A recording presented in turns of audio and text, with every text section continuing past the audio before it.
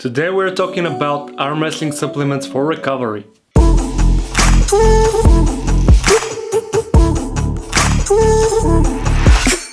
Hey guys, it's Cal from omnipotentgrow.com. You're in the Time to Grow Stronger series. Subscribe to the channel and let's go. So I want to mention the key points of today's video. Number one will be what exactly do we need to recover in arm wrestling? This is joints, tendons and ligaments. Number two, how long does it take for the mentioned to recover? Number three, what ingredients does our joints, tendons and ligaments need? And number four, how to plan our recovery based on my 13 years in the sport. First of all, I know that when saying recovery and hearing recovery, most of the guys are thinking that this is something related to the muscular system. Not so much. Yeah, strength is tightly related and tightly coupled with the muscular system, but in arm wrestling, due to the special types of intensity, special types of force that is used with our arms and our upper bodies, we have the special need to recover our tendons, ligaments and joints. So let me give you a brief explanation of those three. So first of all, let's start with the joints and in particular our elbow joint, which is the thing that we need to get most attention to. So our joint is where our two bones connect, and it consists basically of synovial capsule and synovial liquid. This helps our movement and the fact that we can have different movements with our arm and our basically not so flexible structure as humans, but joints help a lot. Next on we have tendons. Tendons are the connecting parts between bone and muscle. So when you have your bone connected on one side and your muscle connected on the other side, then you have a tendon. And last but not least, we have our ligaments. We have plenty of ligaments inside our palms. Ligaments connect bone to bone. So wherever we have bone to bone connection, this is a ligament, not a tendon. Those here are for our special Bulgarian holiday. So don't freak out, this is for Baba Marta, it's Grandma Marta for March, and I wish all of my audience good health and prosperity. So next up, remember how I explained that you don't want to interact with your tendons so much when it's close to the competition. For example, 2-3 weeks out of the competition, I suggested that you have 20% to 0% tension on your tendons, and this is why. Your tendons and ligaments need at least 3 to 4 weeks to recover fully and to restore their initial condition, because when you're training your tendon, because of the maximum force that you're applying on it, it's stretching, and afterwards when it stretches it breaks. You have micro breaks that have to be filled afterwards, and your tendon gets bigger and stronger. Yes, but when you want to recover it, and this tendon is going a bit backwards, and this going backwards is the thing that you want to remember, a very sensitive period.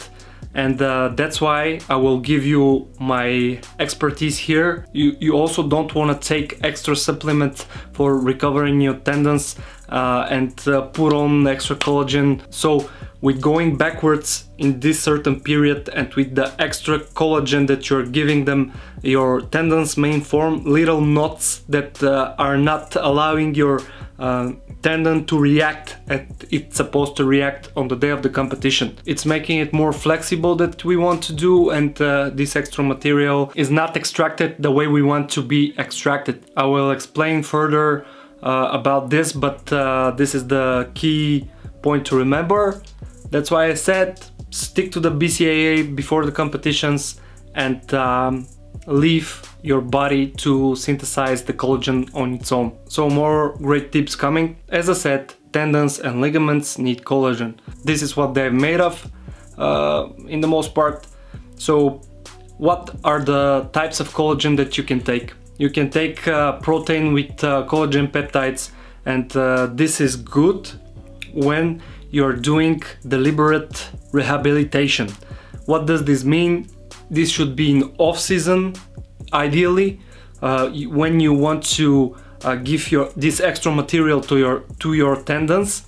For example, let's say you have injury somewhere here, or you are not feeling very well in some areas. Then you want to do these collagen peptides, and for example 2 weeks of only 30-40% of intensity, only warming up and a little bit more, so you can get the blood flow right to the spot, and then those stuff can be delivered by your blood. But the better way for synthesizing collagen is with giving the chance of your organism to make it on its own. So you have to combine vitamin C with manganese, and that way you're synthesizing collagen on your own. When you teach your body to do that, your tendons will be thicker and bigger. As you see, my elbow is like I don't know, 4 or 5 centimeters wide, and this is because of the tendon that is going close to the elbow. This is done by repeatedly ripping it apart. So as I said, micro rips, but still rips. And when you're synthesizing your collagen on your own, it's gradually the better way to go. I will say you need more supplements for your joints than for your tendons and ligaments. My next secret: take adaptogens and natural anti-inflammatory herbs. I think this will be a wider topic that will be in the next video, for example, but believe me, this is the right way to go. So about the joints, you need 3 things. So more supplements for the joints, less supplements for the tendons and ligaments. For the joints, you need glucosamine with combination with chondroitin and oils.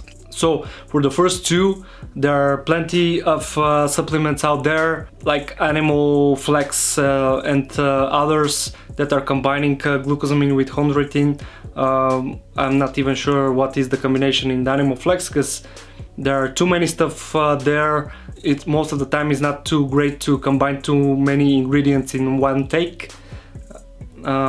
This is my personal experience. And also taking so much pills can mess up with your stomach, so be aware, eat before you take stuff like that, please. So this is for chondroitin and glucosamine. And next up, the oils. What I mean when I'm saying oils is that you are going to need fish oil, olive oil, maybe some other oils that are with omega-3. This helps a lot when you're hydrated good and have those types of oils in your system. Your joint is without so much friction, and it can have the monolith composition that will protect the insides of the joint. And by getting more and more support of your tendons and your muscles, the joint won't take this much of a hit that it would in the other case. I guess this is it, guys, for today. Catch me up in the next video, subscribe to the channel, and see you again soon.